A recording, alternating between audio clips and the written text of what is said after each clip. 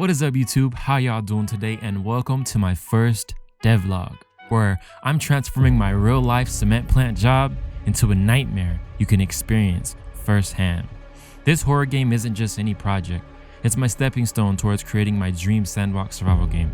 Today, I'll take you through my first 30 days of development using Unreal Engine 5.4.1 and C++.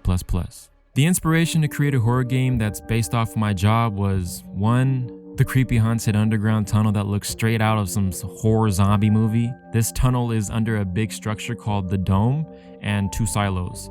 Pretty much material goes into these structures and they transfer them onto the conveyor belts that are down here, and that leads to the rail cars that get loaded with clinker material, and clinkers to use to make cement. It's a bunch of interesting nerdy shit. The other reason is I also work strictly night shifts, and I'm in the middle of nowhere in some desert. Walking the trains is kind of creepy, I'm not gonna lie. Like, I feel so petite and vulnerable out there all alone in the dark with just a flashlight that has died on me before while walking my trains. First thing I started working on was the core mechanics such as looking, WASD movement, shift for sprinting, stamina system with a stamina bar, F for a functional flashlight, and a crosshair. You're probably going to hate me, but I used AI like as a rubber duck. It helps me ask better questions, but every line of code is scrutinized.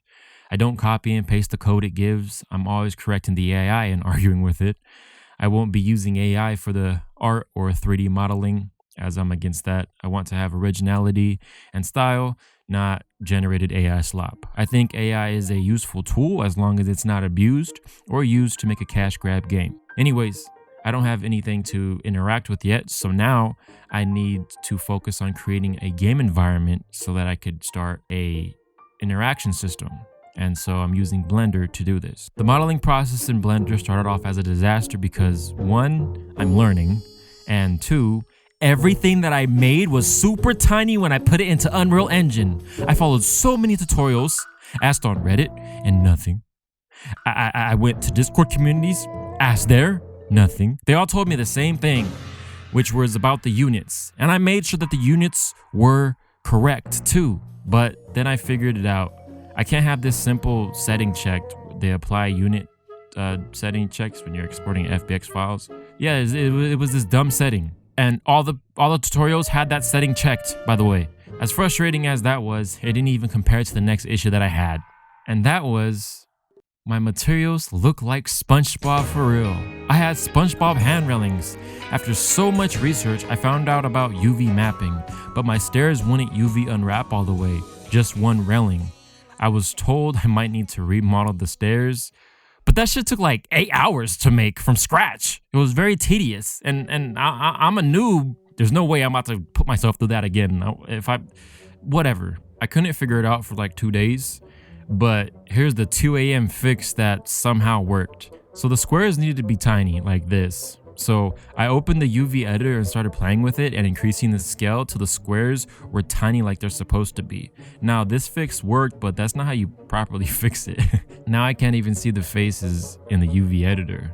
So I did learn to 3D model with UV mapping in mind and not to scale my meshes like crazy like I did when I modeled the stairs, because that's what had got me there.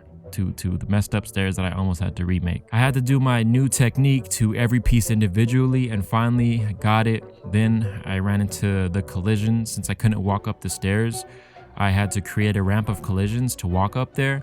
But I enjoyed learning that, actually. It was really cool. Everything else with modeling went smoothly. I made a mini fridge, doorway, window, walls, locker, a PC stand thingy that's at my job, some support beam, handrails, and so on. Another issue that I have is I haven't mastered coding or modeling or Photoshop. So when I don't model for a while because I'm coding, I forget Blender, like the keys and all that stuff like that. Or if I'm modeling and not coding, I forget how to code. So yeah, that's indie dev for you. Multiple disciplines required, and it's my first month, so I'm sure it'll click one day. I put my models together and created the first part of my level, the office. I wasn't planning on creating a devlog, so most of my progress was recorded with my phone, so I'm sorry about that. For decoration, to speed things up a bit, I use assets from Epic Games that match the construction element, of a cement plant environment. And just a tip, make sure when you get your free monthly assets from Epic Games on the Fab Marketplace that you select the professional license, because you never know. I use these assets to decorate my level, and I added physics to some of the meshes because I never really see that in games. It wasn't really necessary though. For textures, I made some of my own in Photoshop, and I learned about the different texture maps that there is and how to make each one's, or the most important ones. Only trouble I had with creating textures was making them seamless. I took a picture of the metal floors at my job and created a material out of it, but I failed to make it seamless. Also, I noticed I took the picture of the floor too close, so the design in the floor in the game is way bigger than how it looks in real life.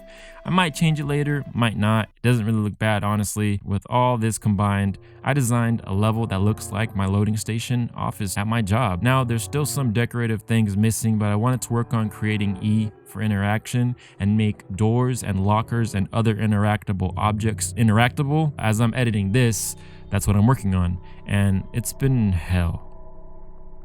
I'll talk about that in the next devlog. As I mentioned, my job has a creepy underground tunnel where the conveyor belts that load my rail cars are, so that area will be modeled soon. Now that I have a base for my level, my goals for the next 30 days are to add code to make stuff like doors, mini fridge lockers, and so on interactable, opening and closing with a highlight that indicates what's interactable or not, so that the players know. Another goal is adding my first jump scare. I'm pretty excited about that. Coming up with an idea of what the monster would look like is another thing, and of course, starting the modeling process for that too, since I am challenging myself to make this game look realistic, so I have to make a realistic looking monster. I have never even completed modeling a character before, so that's gonna be a challenge. Is this enough progress for 30 days? Honestly, no clue, but every UV map fixed, every collision mess tweaked, every code forgotten then remembered, then patterns you remember, and whatever, all that shit gets me closer to the survival games of my dreams. And as they say, it's not about the size, it's about the motion in the ocean. No, wait. It was slow motion is better than no motion. Yeah, that one. Anyways, I hope you enjoyed. Till next time, if I survive my next night shift.